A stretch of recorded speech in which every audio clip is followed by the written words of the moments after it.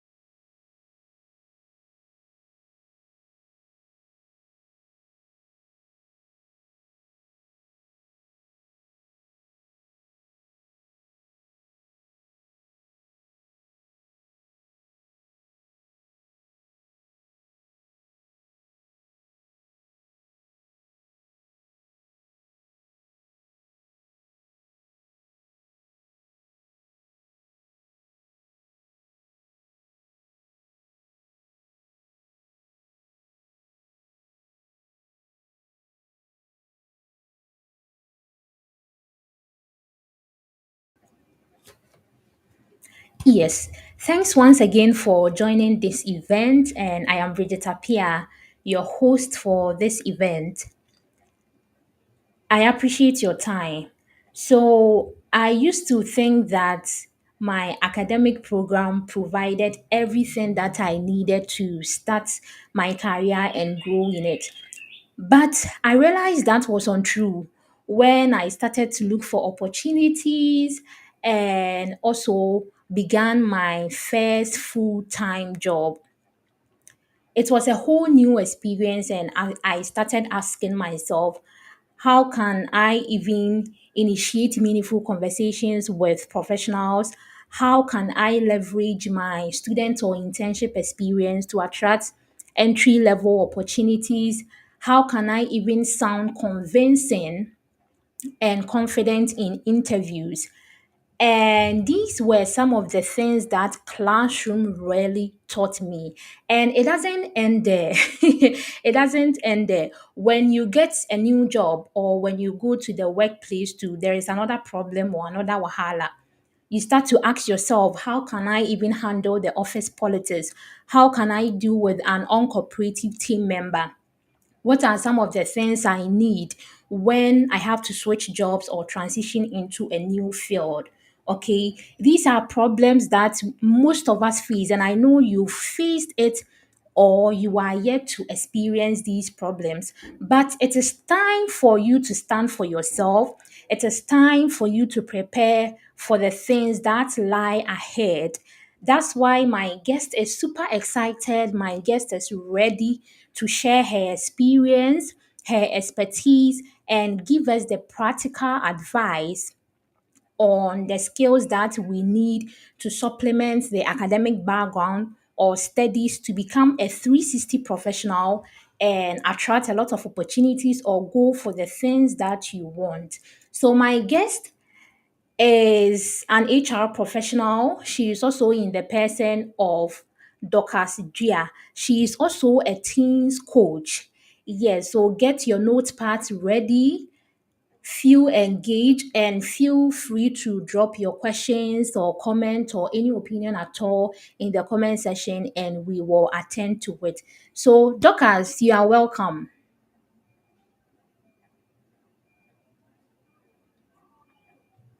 Yeah, I think Dorcas is facing some internet issues. Let me reach out to her quickly again.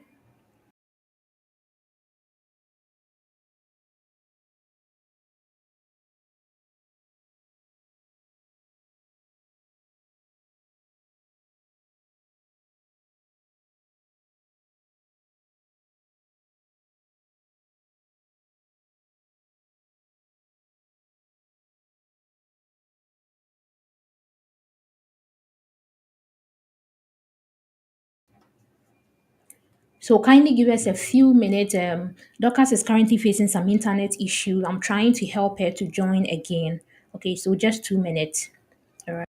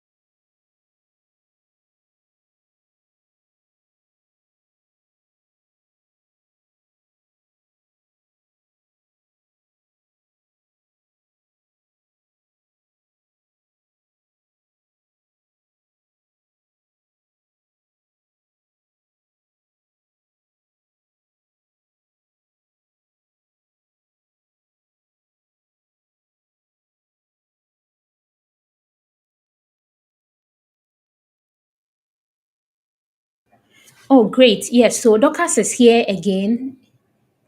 She just joined us. Yes, Dorcas, you are welcome. I hope you had a fantastic week. Can you hear me?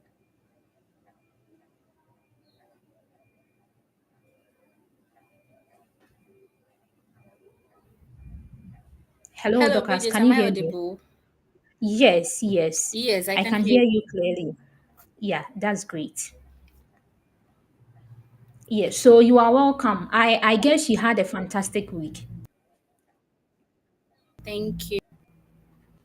Oh God, my network. Can you hear me?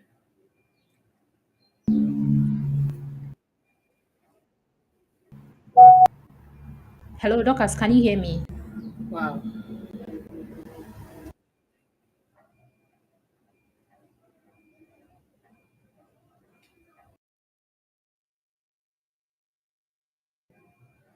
Hello, Dorcas.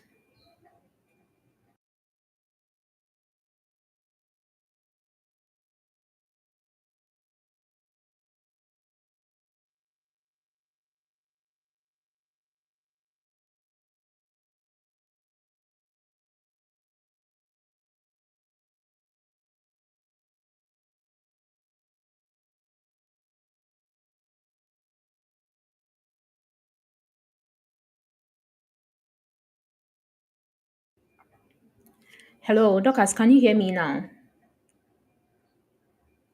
Hello. Yes, I can hear you now. Yes, yes, yes. Thank you very much. Sorry for the network challenges, but I think audience kindly pardon us for this, but we will manage. Yes, we will try and give you the best information that we have.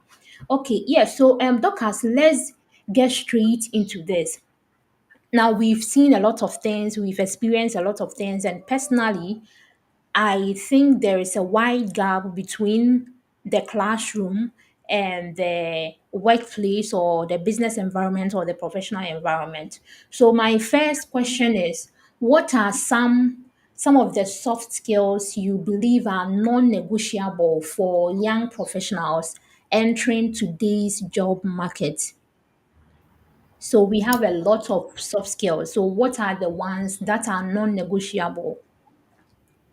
Okay, thank you so much, Bridget, for the You're welcome. opportunity. Um, what you said is very true. In this, that we've been to school, it's when you go to the work setting, is a different ballgame. One of the critical skills that I believe that is non-negotiable is communication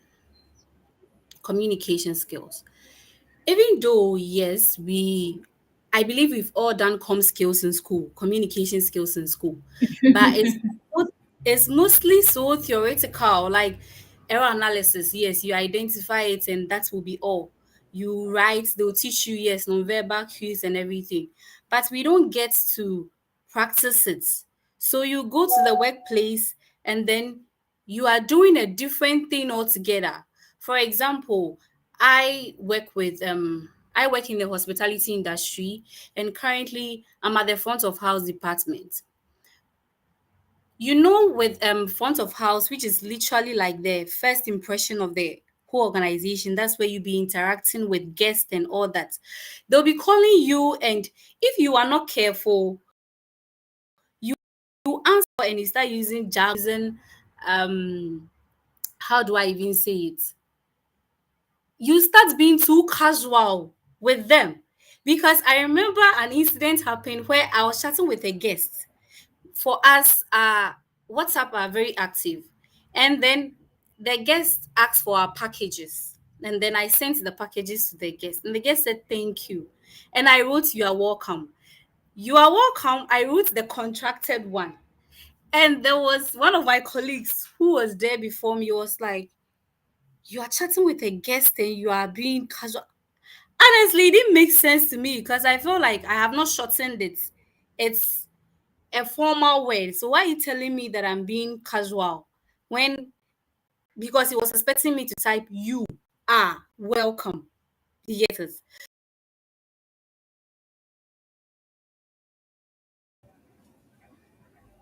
Yeah. Hello, Dorcas, are you there?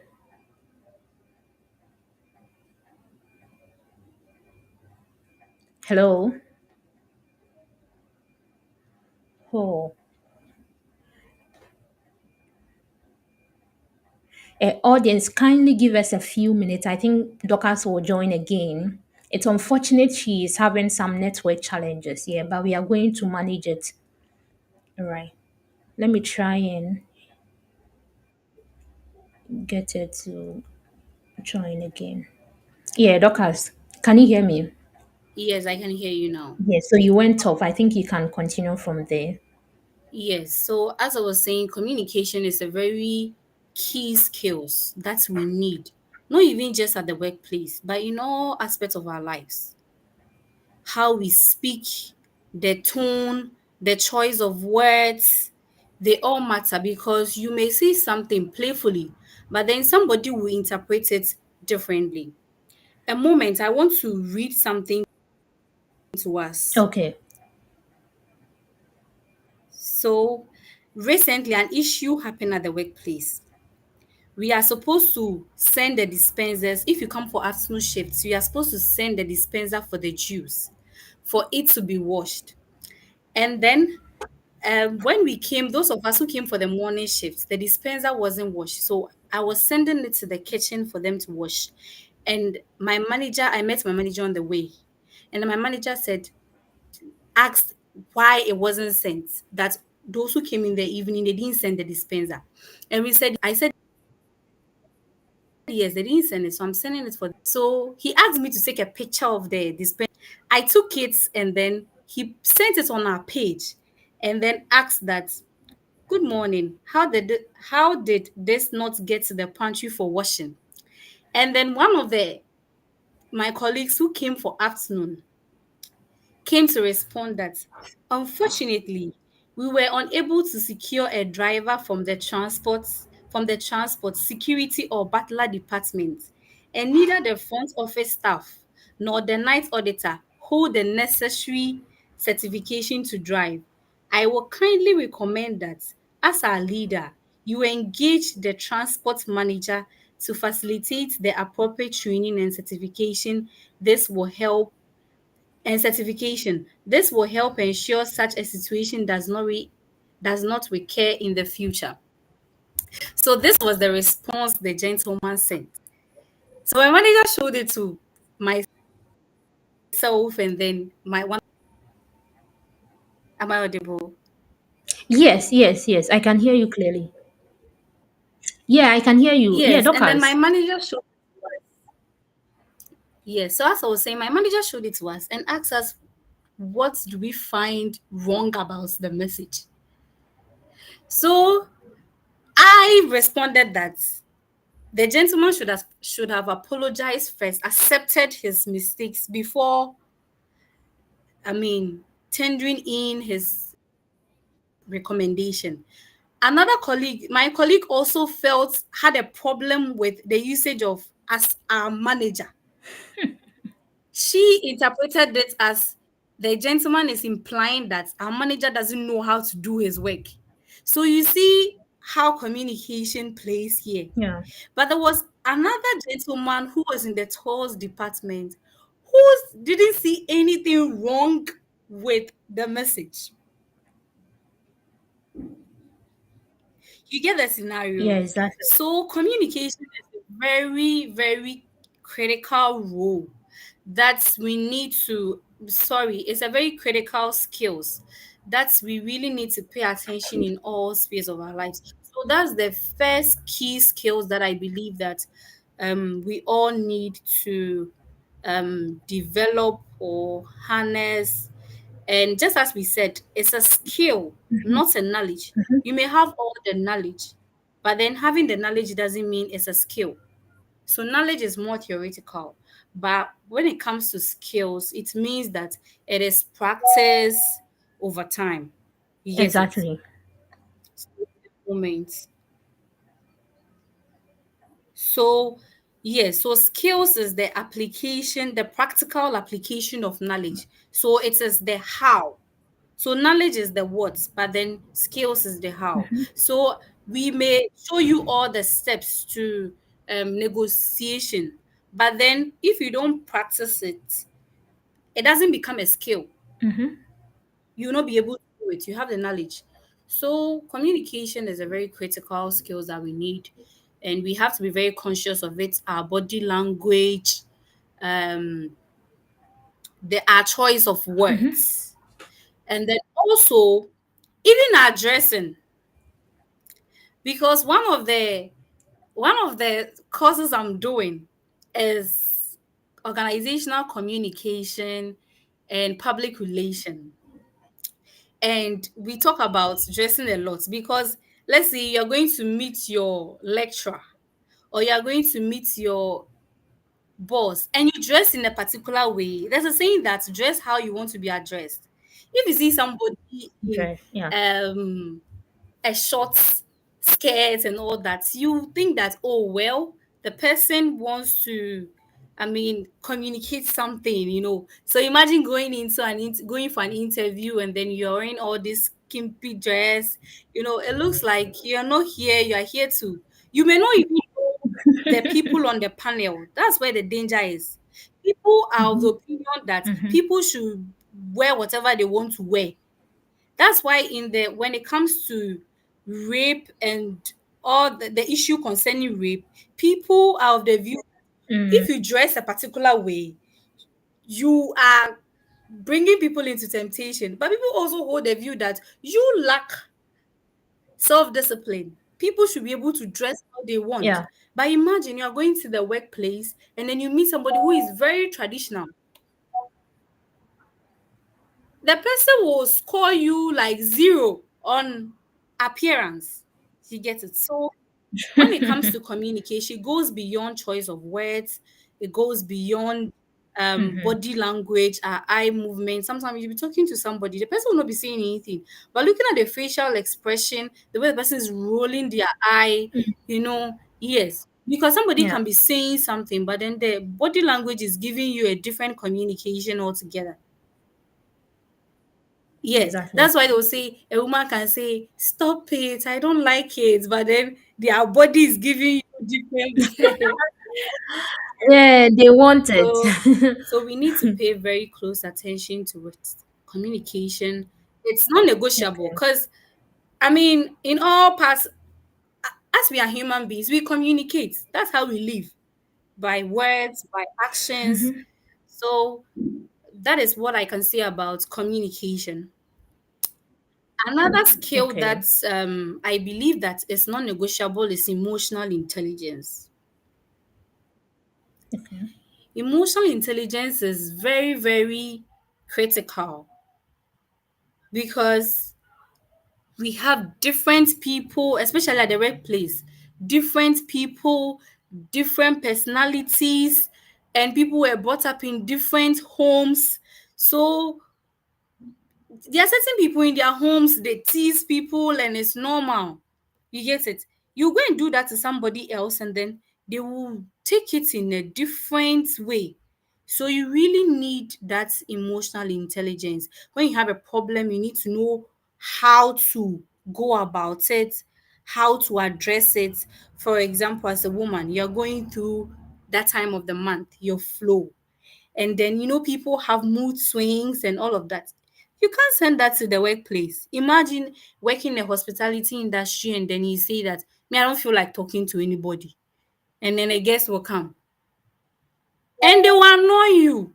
You have to know how to control your emotions, know your triggers. You have to know all that. You have to know the right person to tell what to, because some people, you go and share your problems with them and they'll blackmail you with it. At the workplace, for instance, my supervisor can shout at you right now, and the next moment, the he will come being all nice, casual, playful with you. You get it? So if you don't know how to regulate your emotions, you will take it in a very like different way. So emotional intelligence is very, very important. When you know that if you have a manager, some of us, you may be older, but then your boss is younger. That's not when you are going to do, you don't have to see him like your, the person is not your little brother, the person is not your little sister. So you have to be able to regulate your emotions, or else there's always going to be chaos to affect your productivity. Personally, me, I'm a very sensitive person, I'm a very emotional person. So I try to make myself such that, do things such that you don't really get fault with it and then shout at me, because the moment you do that, then even though I'm working on it to improve it, I'm a very emotional person. So so emotional intelligence is a very, very critical skills. There's some people, they'll talk to the wrong people. That's why married people, you see married person will have a problem with their wife, instead of them to communicate, and then they'll go and be confining in their ex-partners. So at the workplace, emotional intelligence is very, very important. Emotional intelligence is very important, especially women. Women and their emotions. God, when they're ovulating, different emotions, menstruating, different emotions. I mean, so emotional intelligence is a very key skill that we need to develop. Yes. So another skill. that I want to talk about is resilience. So, grit and resilience. Nobody will teach you in school how to not give up. Imagine you've completed school, you are searching for work, you're not getting. In fact, you even give up. It is not easy. You will give up because you have needs to take care of, and then you are not getting work. You feel like you are doing everything you can, but then nobody is minding you. So you need to develop that resilience such that when you, even when you fall bottom down, you can still rise up as if nothing has happened to you. It is very important. It's a very important skill that you need to develop for at the workplace, because sometimes, I mean, it's not easy. You need that grit. You don't stop because you're tired. You stop because you have finished. So resilience and grit is a very important skill we need to develop. Another thing that I find very key, another skill that I find very key is self-awareness. In fact, I'll even put self-awareness above communication, because as individuals, you need to understand who you are, know yourself very well. And I'm talking about knowing yourself holistically. You have to understand your emotions, your triggers. Even in terms of health, you have to understand yourself. Myself, I have a tummy problems. I'm supposed to eat early. So I have to plan my schedule such that I will be able to eat on time so that I'll not have tummy issues, because there are some bosses that are so difficult. They don't understand that you are like you're a woman, you are going through your menstrual flow. So you need to understand yourself. You need to understand your personality. You need to understand your emotionally, your triggers, what gets to you, what doesn't get to you.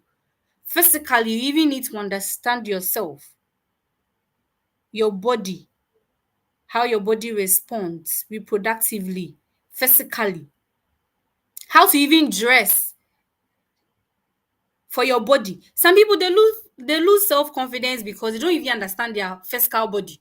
That, well, me, I'm a pear shape, I'm this, so when I wear this, it looks good on me. You have to understand all that.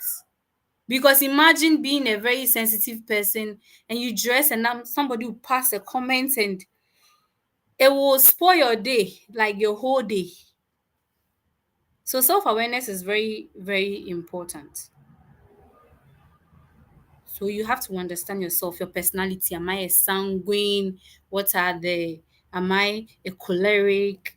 What are some of the um weaknesses? What are some of the strengths? What can I do about it? If you don't understand yourself, how will you know that these are my strengths, these are my weaknesses, so I need to work on this? So self-awareness is very important.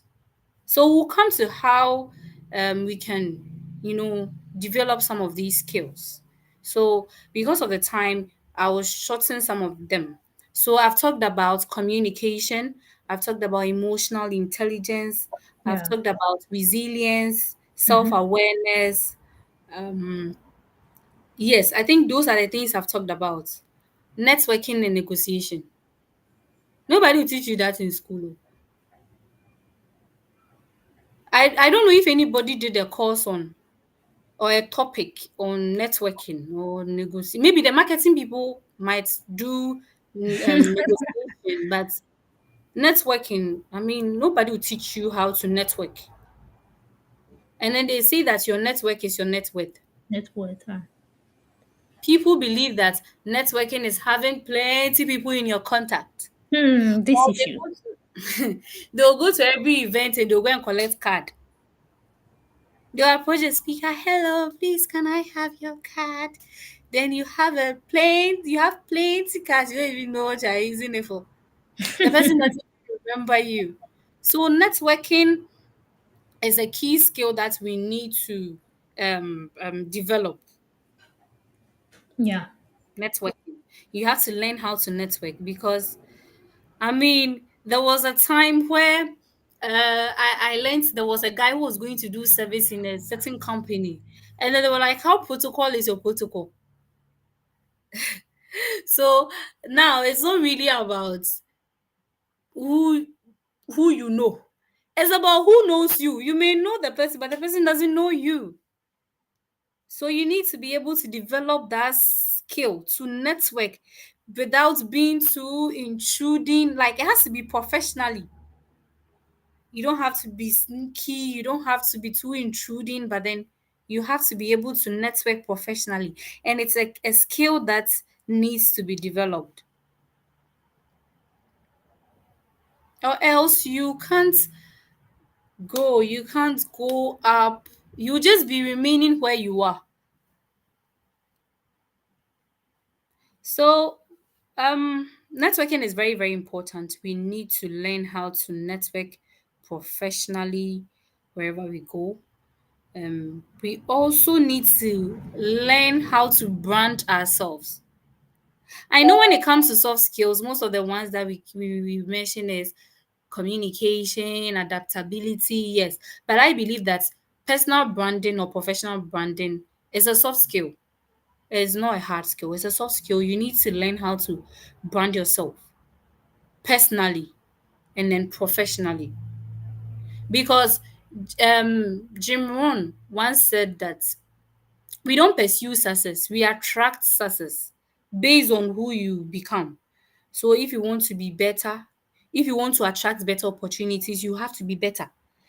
And then you can be better, but if you don't position yourself, if you don't know how to sell yourself, how would you attract the opportunities? So there are some people that they can be so good, but because they've not branded themselves when they go to an interview, tend to lose the opportunities. So let me share this story. I was part of a group. Let me just use group. And then there was one gentleman who was part of us. The guy, if they put this guy and you in one group, like you do all the work. You know those who will make you do the work and want to take the glory. Yeah. He's like, The shakos. you wonder how this guy got into this program. It's because the guy, when it comes to talking, sure, he will talk his way out right now. He can sell himself, he can sell an idea, but when it comes to the work, you will not find him anywhere to come and do the work. But he knows how to position himself. You can even look him up on LinkedIn. He has a lot of followers, because he can sell himself, he can network. So you have to brand yourself, or else you can know everything, but nobody will know that you know them. And then you remain at one place, do all the courses in the world. That's why LinkedIn is a good platform for us to um, build a personal brand, to position ourselves, especially in terms of corporates. We need to, and even beyond corporates, I mean, socially, yes. LinkedIn is a better platform to help us to brand ourselves and be able to attract opportunities. Another thing that I want to talk about is goal setting and decision making. I wasn't taught how to, okay, I did HR. So um we were taught goal setting, but then it's more of organizational and everything. Nobody taught me how to set personal goals and how to make personal decisions.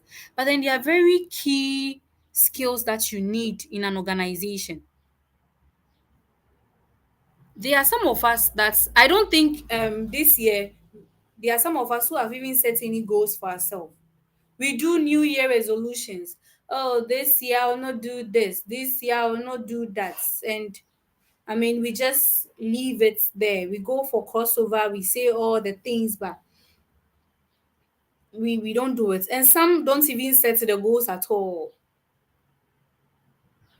But goal setting is a very critical skills we need at the workplace. When you go to a workplace, or let's say you're employed in the new organization, you've gone to your department. Professionally, what are the goals you have? In the next 2 months, what do you seek to learn? What do you seek to achieve? Maybe they employed you as an HR assistant. What are your goals for the next 2 years? Do you still want to remain? Probably you entered with maybe an HND. Do you still want to be where you are? There are people who are at the top taking plenty money and everything. How do I get there? So I believe that we all know the SMART model.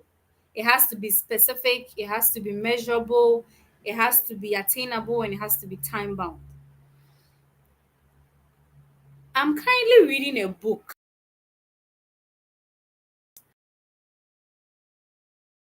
I think it's written by Jack Canf people. I learned a different perspective in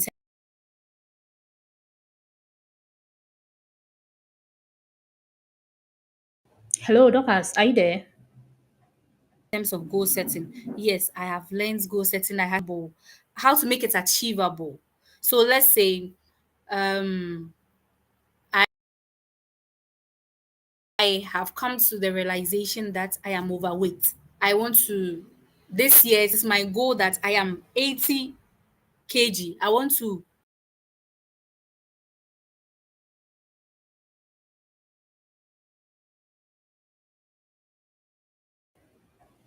be Hello. 50 kg.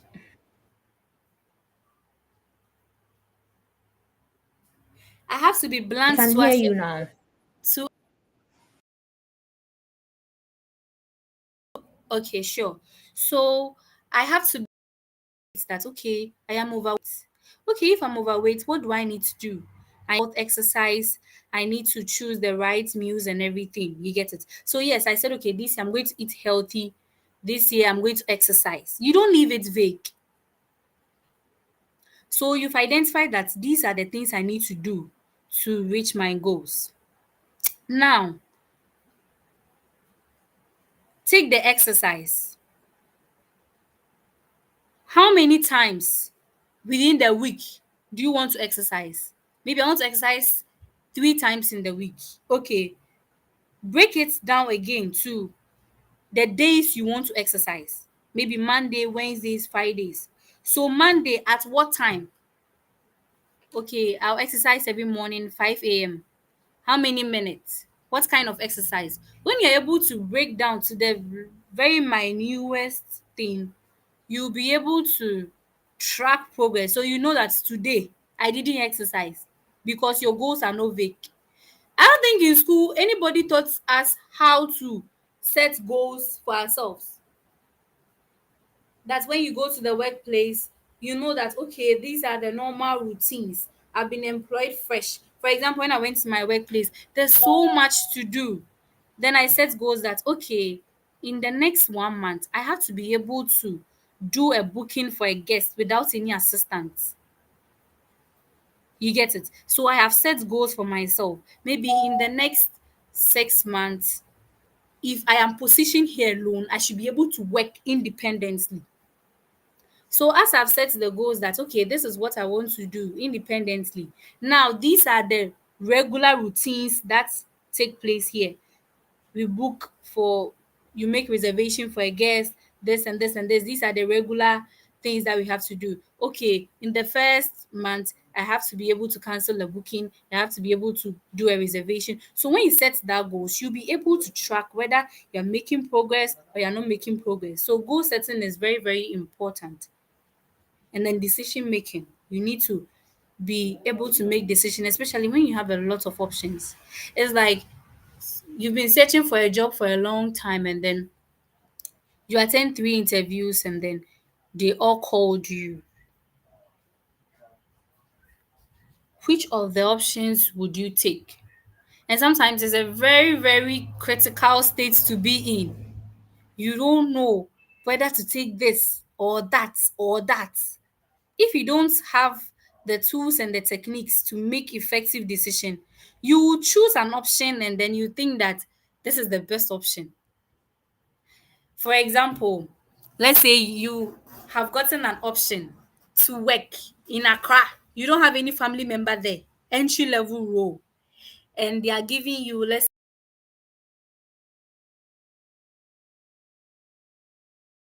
to work in, let's say, Koforidua, and they are giving you, let's say, 2,500 cedis. If you don't understand the tools and the techniques, you know that I have options. Let me consider the pros and cons.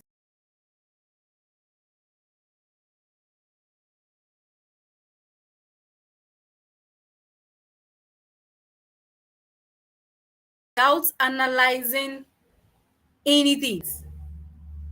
Because, for example, um, you've gotten an opportunity in Accra. They are paying you 2,000 cedis. Imagine the rent, the transport, the feeding. That's Accra. At the end of the month, you realize that your 2,000 cedis cannot even take care of you. You spend more than 2,000 cedis. And then you have the option in Kofoidia where your transport, when you take all your costs from it, you're able to get, let's say, 500 cedis. But if you don't sit down when you analyze all these things, you can just jump at the other offer. Or let's say you have an offer to work with a startup and an offer to work with, an established firm. How do you decide? Nobody will teach you in school that if you get an option at the workplace, either to be this or that, I go in for this. Nobody will give you that, will teach you that in school, but you need it to navigate because sometimes you need to make a lateral move. Let's say you have masters, you've been trying, you want managerial role, you are not getting. Sometimes you have to take opportunity, maybe even an assistant, then you rise there. Because maybe with assistant, if you're able to get in and there's an opportunity for managerial role, because you have the probably necessary qualification and everything, you can take advantage of it. But nobody will show you that when you have those options, do this, do that. So decision making and goal setting, I believe that they are very critical skills that we need to um, harness. So there are lots of them, but I'll just add a last one and then we can proceed. Time management. Some people believe that it's not time management, it's self management because we all have 24 hours. You can't manage yourself. In school, yes, they subtly, I believe that they subtly teach us time management in the sense that you have a time that you have to come for class, especially those who join clubs, take positions in campus.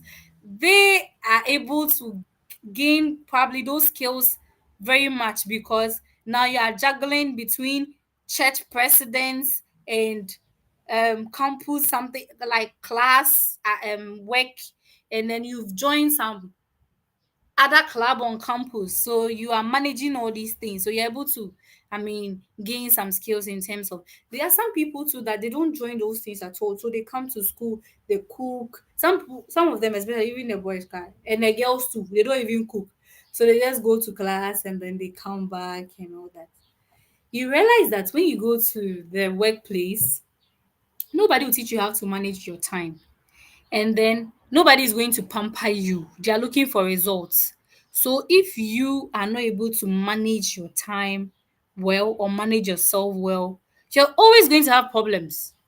Either costly mistakes, having problems with your manager, you'll be seen as incompetent because of petty mistakes. You get it? So time management or self-management is a very critical skills that we need. Imagine staying in a car and then you have to go to work at 7 and you have to wake up at 4. That is why I'm saying that you need to understand yourself. So I believe that all the soft skills, they are more like intertwined. If you understand yourself, there are some people when they sleep, they can sleep at 2, wake up at 4. Nothing shows that they've just had 2 hours sleep. There are some people too that if they don't get their 8 hours, they will look drained, like it will show on their face. So you have to understand yourself very well. So time management, and then being able to manage your work, prioritize and everything, they are very key skills that we need to learn. So these are but a few skills that I believe that they are very critical, especially at the workplace. Because we have to also know that when you are outside school, some will get married, some will have children. You have to manage all these things together. So being able to manage, delegate. There are some people, god, they can't delegate. When they leave things for someone, they can't even have a peace of mind. It is as better as they're doing it, because they'll just be thinking, why in any year, like, wait, sorry for the tree, whatever you do, it doesn't impress them. Like, and if they don't do it themselves, it means they didn't, it's not nice, or you didn't do it well. But if you're someone like that, you die. Oh. You die, you will be drained and you die. So these are by a few skills that I believe that if we are able to develop, it's going to help us at our workplace. Yes. So that will be all for the first question. Okay. Thank you very much, Dokas. I mean, you've given us exposure on the things that the skills that the non-negotiable skills everyone as a student you need to supplement your academic background, or even if you just completed school, to supplement your academic background to become a well-rounded professional. It is very important, and for me, I have benefited from these things by learning on my own, because the classroom, for most of us, the classroom will not teach you these things. Now, Docas, the next question is, okay, we've talked about all these skills. I am a student, I am still in school, I am yet to complete. What are some of the things I can take advantage of to build these skills before I graduate school to go to the workplace, start my professional life and all that? So, what are some of the activities or the things that we can leverage as students to build our soft skills and stand out?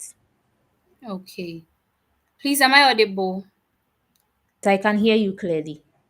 Okay. So um I believe that as students, we can build these skills through one, volunteering. There are some people that they don't like volunteering. Oh. They need to be paid for everything. They don't want to volunteer. If you volunteer on a project, it helps you problem solving, human relation skills, um, decision making skills. It helps you. So I believe that the one of the ways to develop these skills is through volunteering. So you can volunteer if you're a student. There are so many opportunities on campus. Yes, we understand that you are in school to learn, but don't forget that after you get all the A's or the first class, you now go to um, a workplace. You now go to the world of work where nobody really cares about your first class. They are looking for results, and so you get all the first class, but then when it comes to communicating, you have a problem. You are public speaking, you have an interview. How will you even be able to express your opinions for them to know that you are the right candidate or you are the right fit if you don't volunteer? Sometimes you volunteer, you contest for some of these positions, class rep, I mean, secretaries on the roles, they will vet you and all that. It will help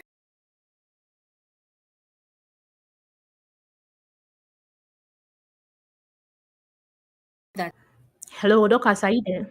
Okay. you volunteer. Right. All right. Yes, I'm Sure. here. Yes, so volunteering is one of the easiest way to gain some of these skills. Some people they look for somebody who is already where they want to be, and they'll volunteer to be the person's executive assistant. You can volunteer to be the person's secretary. I mean, volunteerism and volunteer for some of these projects Okay. because I get um this, and then you go into an interview and then you're asked a question concerning how those situational questions. Have Yeah. you been in a situation where you didn't have any option? You know those questions.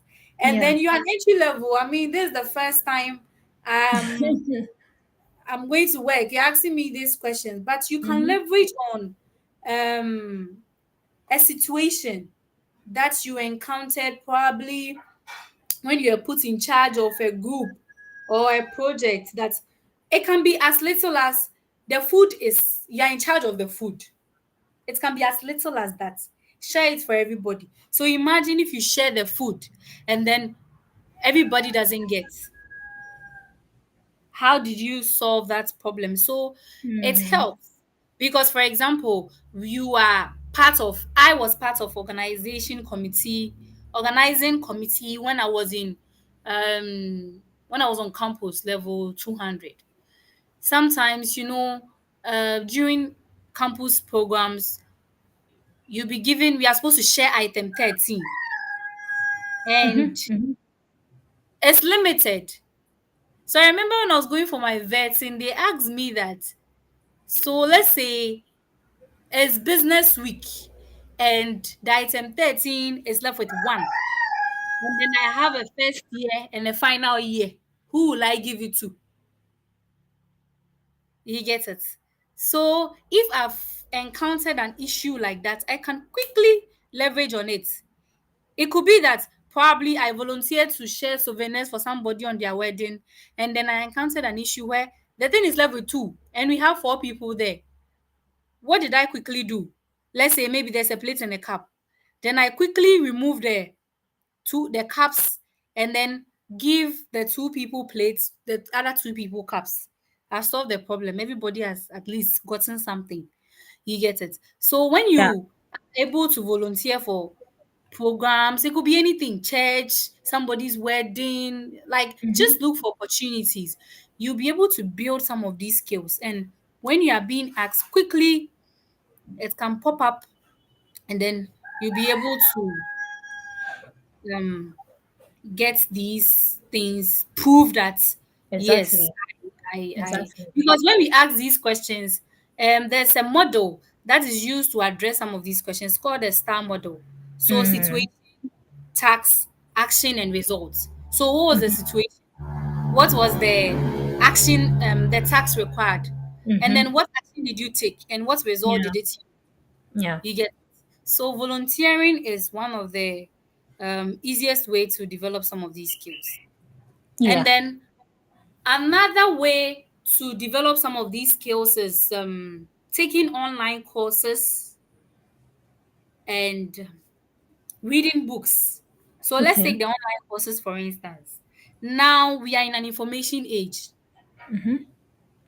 You can go online and then just um you can go to, let's say, Coursera. Allison is free. You can Yeah. just take up a course, let's say, on time management. As you take the course, there will be some key techniques or one thing that you learn that you know that when you apply, it can help you when it comes to your time management skills. So taking online courses is very important. But one mistake we do when it comes to taking online courses is that we learn the things and then we accumulate all, then we'll come and post on LinkedIn. Hi, LinkedIn family. I just completed this course. But then we don't do anything. I mean, But we we don't all do. apply. Mm-hmm. Yes, all do. But I think one of the ways to get the most out of the course is that after taking the course, the entire course, let's say you've taken a course on networking, at least one thing that you see that I am going to apply over a period of 90 days. Let me try and apply this thing. So I have learned about networking. Then I'll now say, okay, I'm setting a goal. Every week, I am going to um, network with one person. Okay.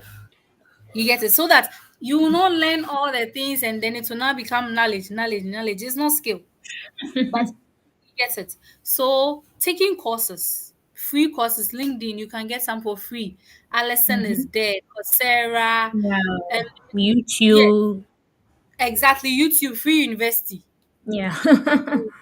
Yes, that's how I call it. You can learn so much from it. So we have to um be very intentional about it. You don't just gather all the certificates, you don't apply it. I there's Yeah. a an author that I like reading his book a lot, Robert Greene. I Mm-hmm. follow him on Instagram.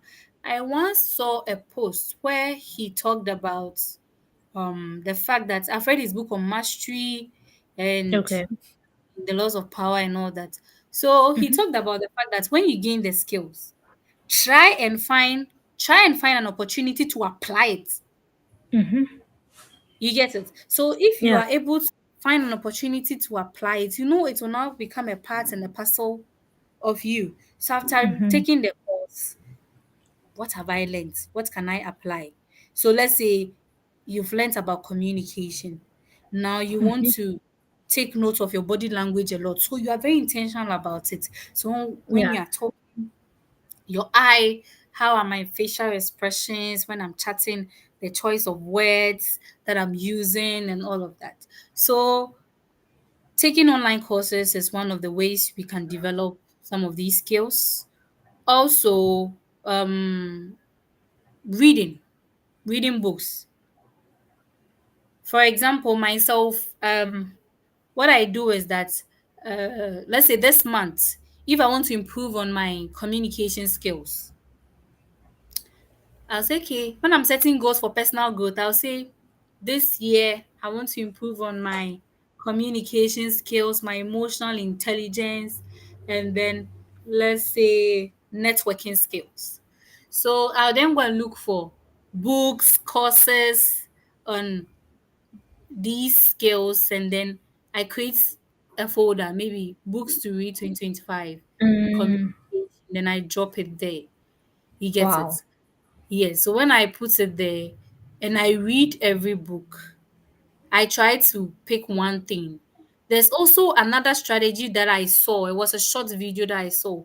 That's the speaker was saying that, let's say if you pick a book and you're reading, after reading every chapter, write one thing that you're going to apply and try to apply it within that week. So when Mm-hmm. you do it that way, now the book will become beneficial. So it won't be like you've read 20 books on communication, yet your communication skill is not good. You get so Yeah. I think it's also one way. And then feedback. Okay. Feedback is very important because when you apply these things, you have to be taking feedback from your colleagues, your supervisors, let's say your parents, and all of that. Because if you feedback will help you be able to know whether you are improving or you're not improving. Yes, there's a tree quote that says that Jocha Sanu Nimse Nechiachia. Mm-hmm. So if you don't take feedback from people, you will not know that what you did is wrong. Yeah. You get it? So feedback is very important. It helps. Sometimes maybe I'll type something and then I'll show it to like four people. I said, this is what I want to communicate. Check the words. How do you understand it? Am I being too casual? Is it being too, am I communicating a sense of entitlement? Maybe I want to Mm-hmm. request for something. I'll Mm-hmm. say, how do you see this message?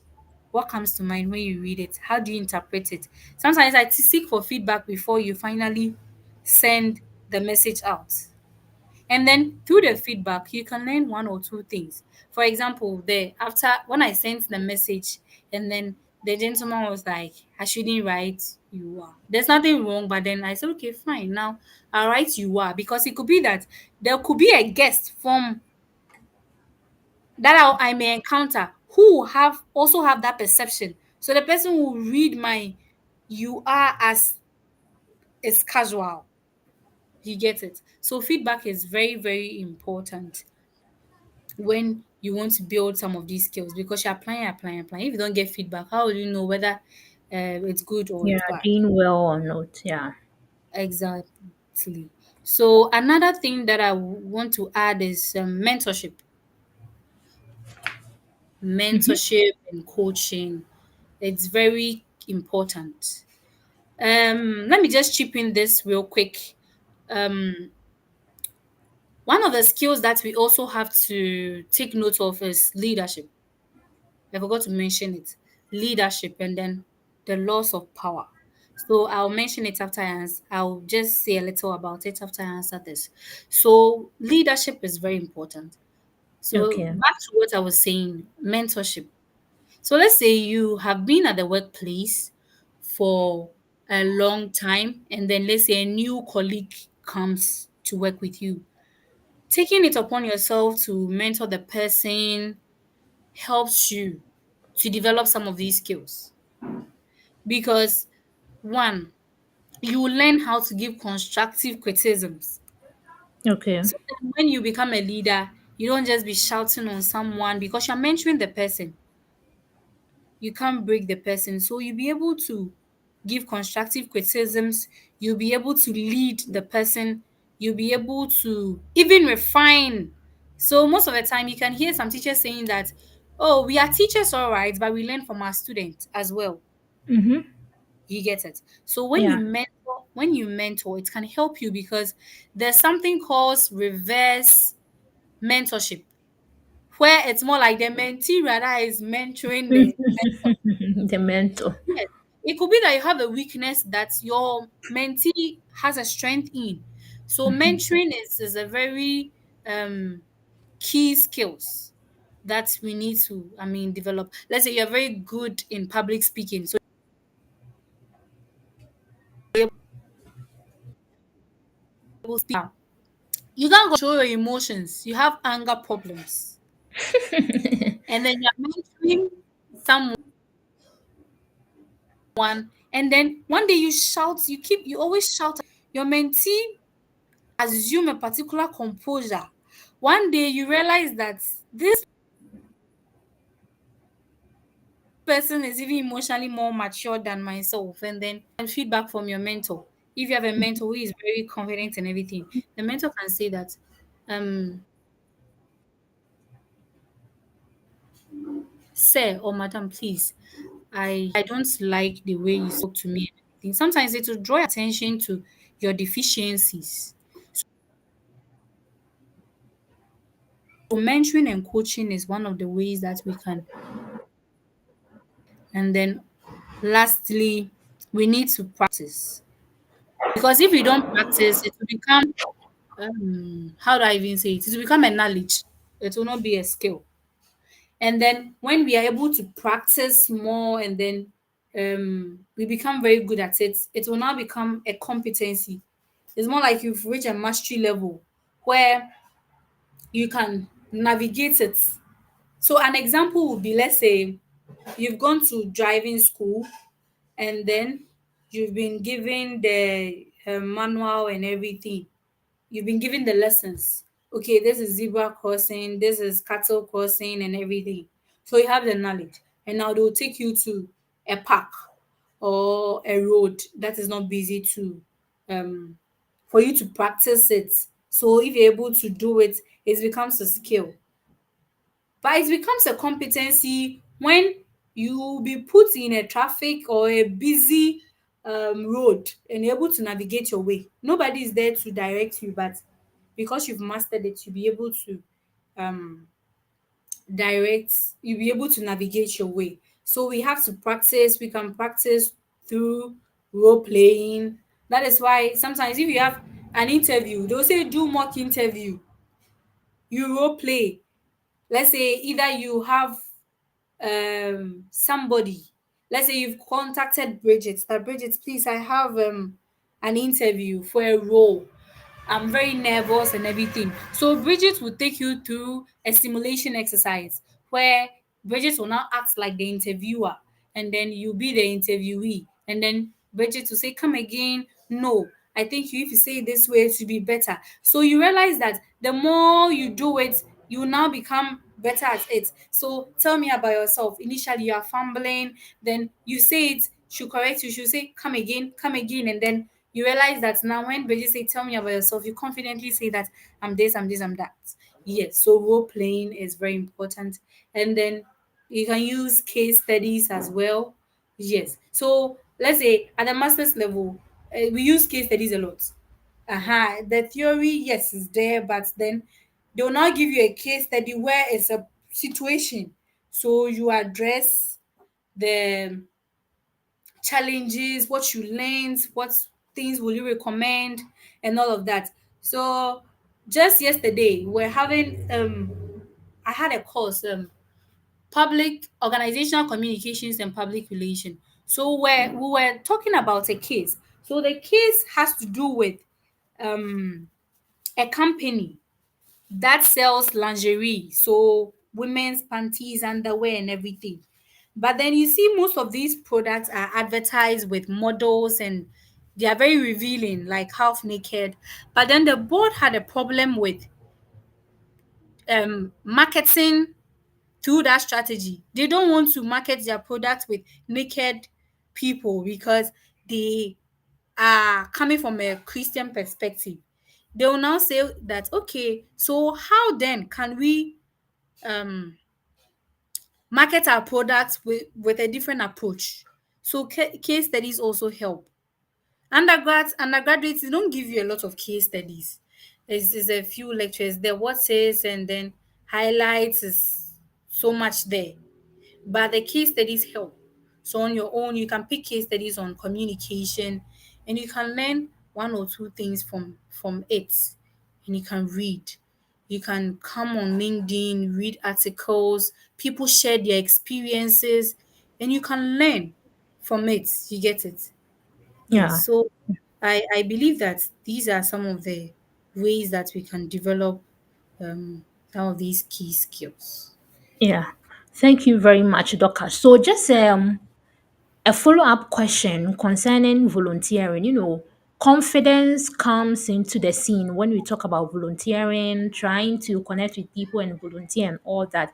This is something that I have experienced before, and from conversations with some students, they also feel insecure. They are not confident about themselves because trying to meet someone for the first time or trying to volunteer, how can they build confidence and enthusiasm to volunteer and learn from the volunteerism and build or improve their soft skills? Just a brief one on that. Okay. Okay, Bridget. I understand where you're coming from. Networking is not easy. I mean, we all go through challenges because you go for a program and you don't even know how to approach the person. You are shy. You don't know how the person will respond and all that. But there's this tip that I learned that I want to share. I once joined a webinar and a lady shared her experience concerning networking, where um he talked about the fact that networking is not about collecting cards and those things, but then it's about building, meaningful relationship. What I learned from it is that now before I go to a networking event, the speakers, if I want to network with the speakers, I'll research on them. And then probably if they are doing a current project or something, you get it. You don't just approach someone and say, please, can I have your card? You get it. Yes. So you research on the lecturers, so on the speakers. I know that this is the person that me I want to network with. You don't go and then you want to network with all the speakers. Sometimes we just, like I said, collect cards, contacts, and then you can't even build a meaningful relationship. So now me, what the strategy that I use is that, okay, so if I go into this event, when I see the flyer, if I have the time, I research on the speakers, and then When they are speaking, I listen. So when I approach them, it's more like I'm not going to say, hello, can I get your card? Maybe I'll approach, I'll say, hi, Madam Bridget. Well, once saw a post of you on LinkedIn. If you are able to say something that they resonate with, they'll give you the time. If you go and say, give me your card, they will not mind you. Some of them will give it to you, but they will not even, like when you text them, they can't even remember. But sometimes in a program, you can build a confidence, ask question. So when you ask a question to a particular speaker, then they remember that you asked the question. So after the program, if you approach them and you say, "Oh, hello, um, please, I've read so much about you, and there's a project that you're embarking on. Maybe I'm also passionate because people connect with whatever you are also doing. So I'm also passionate about, let's say, teen empowerment. So can I volunteer? It's not about collecting. We view networking as though you want to take something from them, you want them to help them, you want them to help you. But if you communicate that, me, I have a value, I have something that I want to give to you, people tend to lower their guards. You get it? Okay. Yes. So you network like that. You don't go Mm-hmm. collecting cards. And then when you have to start small, you get it? Mm. So Mm. let's say you start with, okay, I have not networked before. This program, I'm going to network with maybe two colleagues. Okay. Because they are within your age group, it's not going to Mm. be hard to approach them. Yeah. Not too Yeah. far, you get it. So if you're able to network with them, you build the rapport and everything, then one step at a time, you get it. So I believe that in terms of networking, that approach will be better. You build meaningful connections. My mentor shared a strategy with me when I started my program about networking. He told me Mm-hmm. that get a small book and create a profile Mm. on whoever that I talk to. So when you're in school, they'll put you in group work. Like they'll give you group work, you work in groups. And then he said that, okay, so if there's something that I can do, then I should volunteer. For example, oh, can we get somebody to do the secretary work for me? I said, okay, I can. I'll do it for you. Then I do it. To sometimes, position yourself, sell yourself that, oh, okay, I am somebody of value. And Mm. then as you network with them in class, it says that you pay attention to the things they talk about. If you see that somebody talks about their family a lot, you know that they're a family man. So Mm. later when you approach them, you say, oh, hello, Bridget, how is your family doing? Because they are family people, so you hit on the things they like. Yeah. So let me share this experience. I was on a program, and then there was this one of our colleagues was always complaining about their mentor. So I'm a PK Moabe scholar. Okay, now I'm an Okay. ambassador. So Captain Prince Kofi Moabe has a leadership foundation where after they pick us, they give us mentors. So let's Mm. say based on where you want to be a lawyer, they give you somebody who's already where you are to, mentor you. So one of the guys on the program was always complaining about his mentor. Every time he texts his mentor will say, hi, I'm going to play golf and everything. And then I gave him a tip, but then he didn't use it and he was always complaining. I told him that leverage on what the person like and then use it to get close to him. Mm. So when you text him today and he tells you that I'm going to play golf, because I play golf, I gave him a few tips. I said, okay, Okay. tell him that if he tells you he's going to play golf, tell him that, oh, have a good round. You get it? Because the golf, we call it round. Mhm. And then Yeah. later you can text him that, oh, how did you play? You get it? So when the person feel like you're interested in them, it's not always that you come to me when you have questions. They tend to lower their guards. You get it? Can we meet on the golf course? Because this is where the person likes to meet. So every Mhm. time you want to meet them, they're always giving excuses. But when you say that, oh, sir, please, can we meet on the golf course? Then we can have some conversations as you're playing the golf and everything.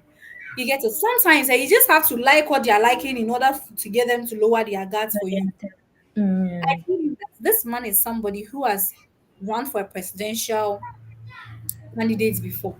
So you can approach, you can start from, oh, sir, what inspired you to? I learned you, or I read that you contested for this. What inspired you to contest for this role? What are the challenges? So when you're able to build that relationship, you now then want to need from the person. You get it. So I think it is one approach that we can use in terms of networking. And when it comes to volunteer, I don't think that when it comes to volunteerism, it's so difficult as networking. Because networking, when you approach people and then you want to have their contact, the first impression is it. But with volunteering, mm, you can message the person, maybe hi Bridget. I just read an article, maybe girls empowerment project. I would like to volunteer. Everybody wants help. They will accept the help. mm, You get it? It's so difficult. Somebody's wedding, you say that, oh, can I help with sharing the souvenirs? If they say yes, fine. If they say no, that is why you need emotional intelligence. I mean, you just move move on. on. Yeah. Yeah, So you're that's right. what I can say. Yeah, thank you very much, Doka. So, what I am picking from this is that you need to find a common ground, then based on that, to relate or build a rapport with the person. Yeah, Yeah. this session has been practical, and I know everyone listening today would apply some of these things, just as Dorcas has said. It is not just about the knowledge, but making sure after acquiring the knowledge, after attending the webinar, you put the tips or the advice into practice. Okay. Yes. Now, before I let you give your closing remarks, I would like to introduce this to you as a student. So, as a student, this is the perfect time for you to prepare. You don't have to wait for you to graduate. Then you start to face the uncertainties, the struggles, and all that. If you are in your final year, this is the right time. That was the strategy I used, and I can't thank myself enough, because at this time, you have the time, there is less pressure on you, so this is the right time for you to invest and prepare yourself for what lies ahead. So this is my upcoming paid webinar, a 3-day intensive virtual transformative program. Yes, just for 350 cedis, and you are going to get career clarity, or get understanding on what you want to do after school, communication skills for interviews and workplace conversation. You'll get a job plan and a free CV review. So if you are here and you're in your final year or about to graduate, I am recommending this to you. And I know when you invest in it, you are going to get value for your money, all for 350 cities. So I have shared the link in my recent post. Feel free to use that link to register. Thank you very much. I think Dorcas has left. Let me try and get her back so we can conclude on this.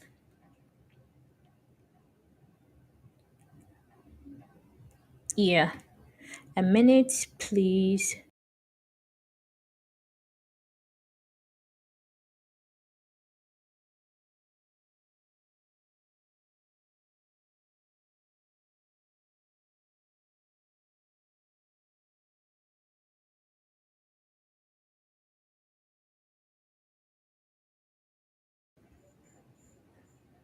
Okay, yeah. So, Dorcas has left. That was unfortunate. I was waiting for her to give the closing remarks, but all the same, I guess you've learned or you've written down a lot of things that you are going to apply. So it is not just about attending this event, but making sure you are putting the advice, you are putting the insight into practice to help you improve or build your soft skills, because There is life beyond your academic background or studies, right? The environment, the work environment, and the educational academic environment are two different places. So you need to prepare yourself. You need to build your resilience. You need to build the confidence. You need to build your communication skills on how you are going to work with the people, how you are going to approach senior staff or employees, how you are going to grow your career. Yes, and since there are no more questions, we will end here. And this is a live event. It is going to be on YouTube and LinkedIn. Kindly, even after the live session, kindly share with your network, families, friends, okay? And you can also attend to it anytime, any day. So, on this note, thank you very much. Till we meet again, stay blessed. Bye.